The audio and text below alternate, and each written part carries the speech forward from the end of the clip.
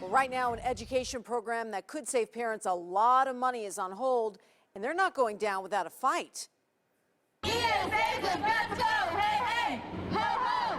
ESA's We want choice. It's not profit. Dozens of people marched outside the courthouse trying to yell each other out. At issue is whether education savings accounts are actually legal. The program allows parents to claim state education funding and apply it to private school tuition. Both sides made arguments today, but ultimately the state's top court will make a decision. 13 Action News reporter Brian Callahan has a look at this controversy. Hey, hey, ho, ho. A giant crowd outside the Regional Justice Center ahead of the state Supreme Court hearing.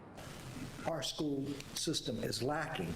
Inside, where justices heard arguments on the constitutionality of the education voucher program, things were more subdued.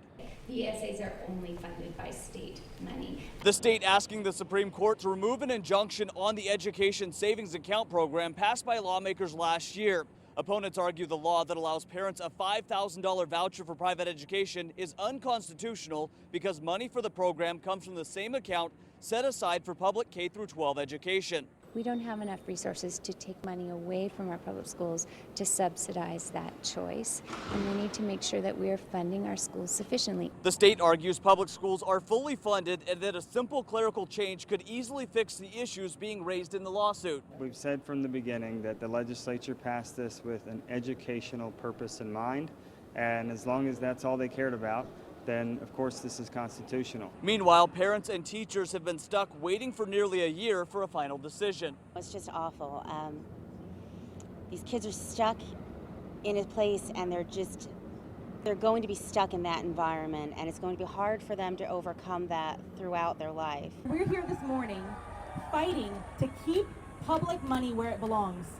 Public money, public schools. There's no timeline for the justices to make a decision, but everyone's hopeful after one justice talked about the importance of this issue that a decision will come soon. Reporting at the RJC, Brian Callahan, 13 Action News. All right.